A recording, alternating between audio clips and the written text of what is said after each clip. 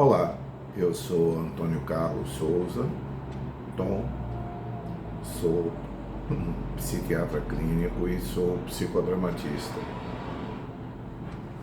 Hoje eu vou tocar novamente num tema que eu toquei até há pouco tempo, mas de forma breve, que é o fato das palavras psiquiátricas, os termos psiquiátricos serem usados no dia a dia com uma conotação própria, diferente da conotação técnica que nós damos a eles, o que causa sempre uma tremenda confusão.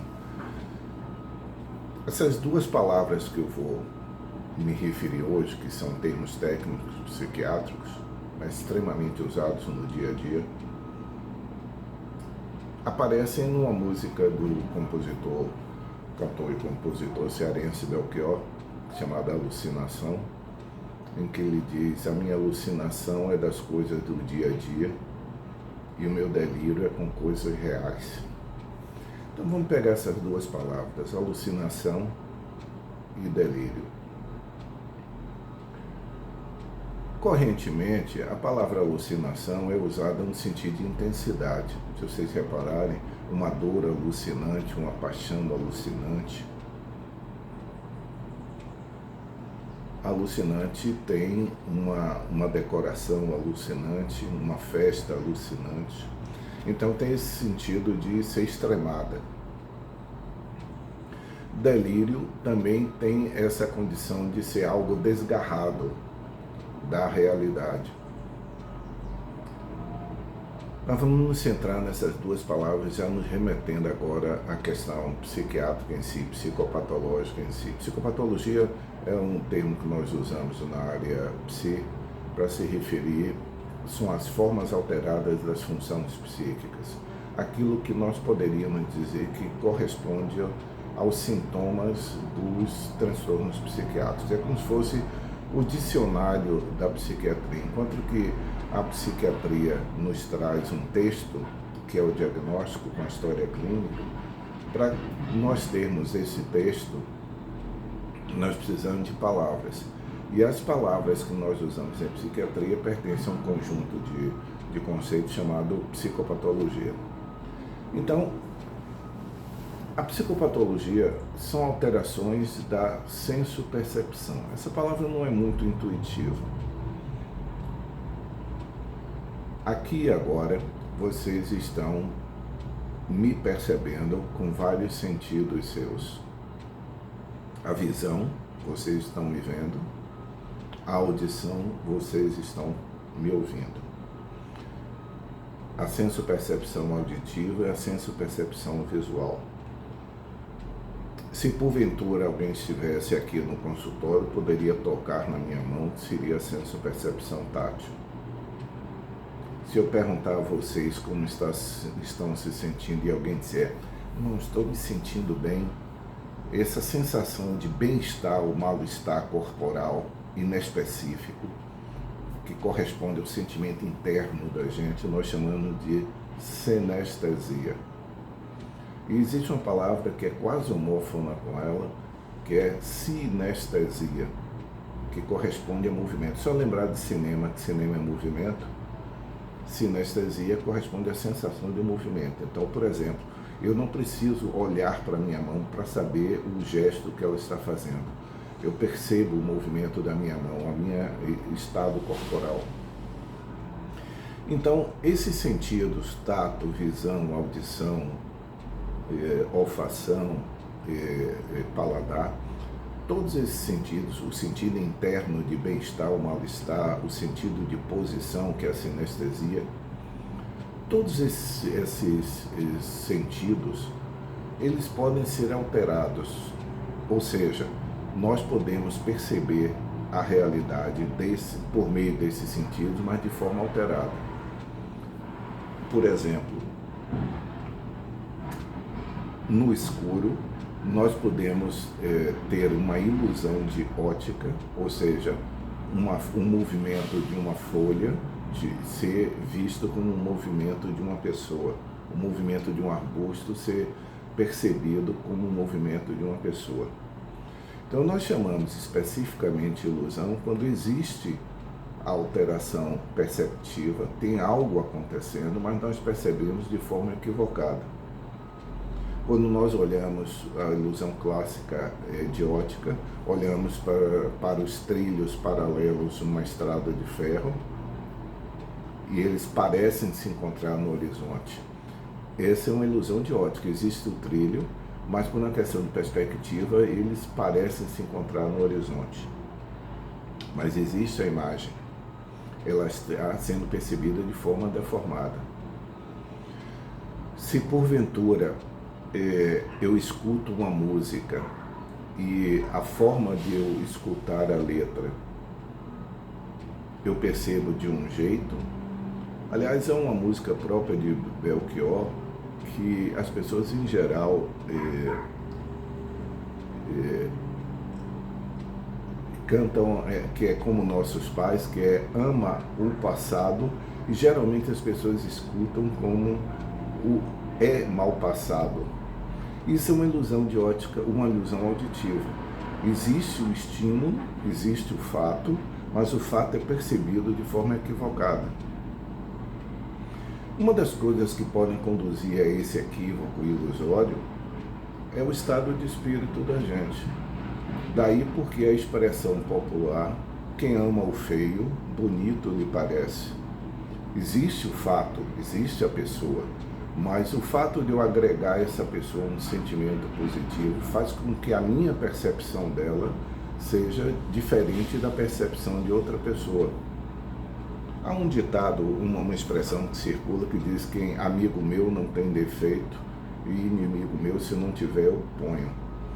Isso nós chamamos especificamente em psiquiatria, em psicopatologia, de catatimia, ou seja, a interferência do estado de espírito meu na minha percepção do mundo.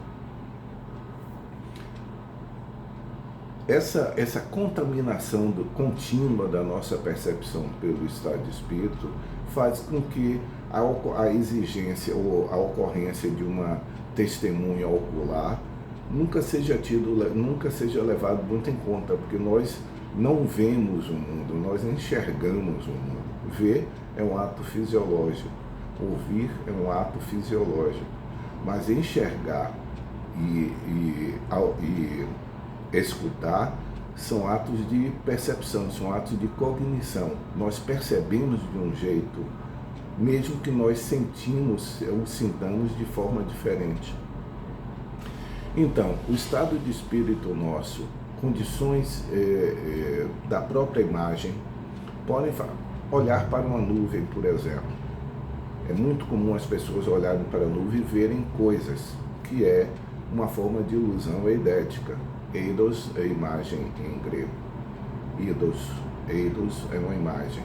Então, a gente olha para uma nuvem e o que nós vemos, o que a pessoa vê, é diferente do que outra pessoa, o que a pessoa enxerga é diferente do que outra pessoa enxerga. As duas estão vendo a nuvem, mas enxergam coisas diferentes.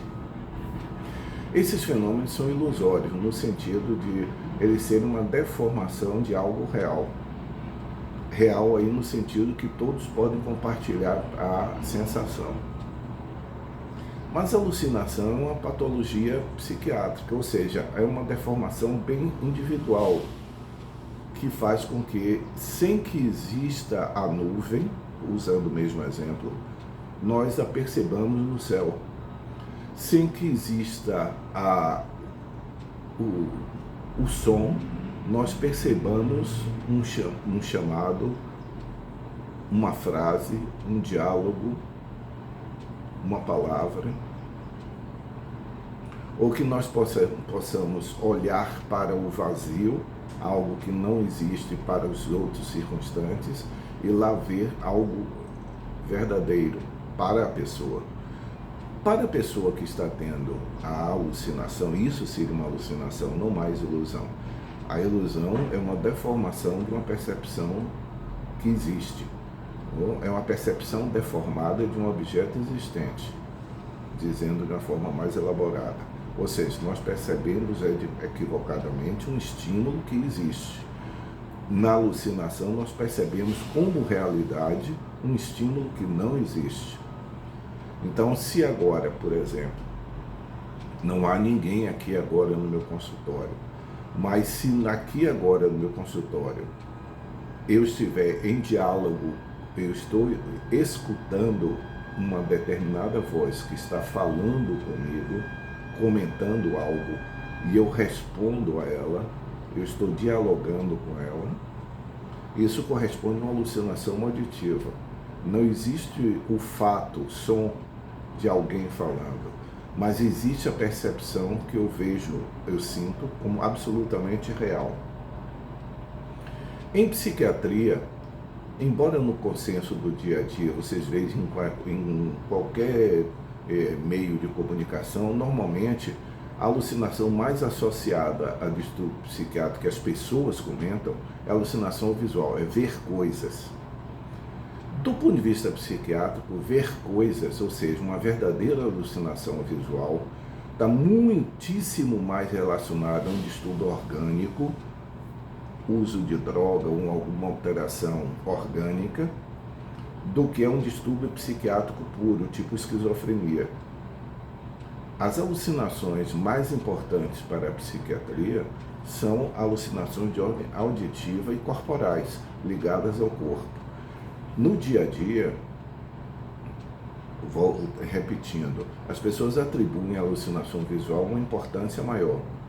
Mas para a psiquiatria, essa importância maior se refere à indicação de que existe algum processo biológico acontecendo naquele momento na pessoa, seja de ordem tóxica ou de ordem orgânica, mas que está alterando a percepção visual dela. Então, uma pessoa que tome LSD, ele terá alucinações visuais, mas pelo uso do LSD. Uma pessoa com quadro de intoxicação pode ter, num delírio, e essa é outra palavra que mais adiante eu vou me referir, a pessoa tomará como real.